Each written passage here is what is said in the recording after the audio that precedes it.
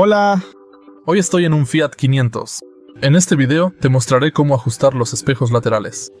Al principio, mira las puertas del conductor. Y como puedes ver aquí mismo, tenemos este panel. Para ajustar los espejos laterales, gira este botón de izquierda a derecha para seleccionar el espejo lateral. Por ejemplo, ahora mismo he seleccionado el espejo lateral izquierdo. Y ahora puedo ajustar su posición con este botón.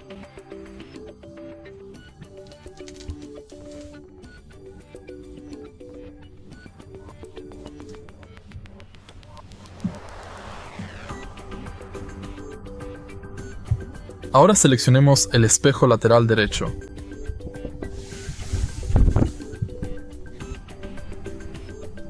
Y eso es todo por ahora. Si este video te ha resultado verdaderamente útil, por favor, deja un buen like, comenta tus impresiones y suscríbete al canal.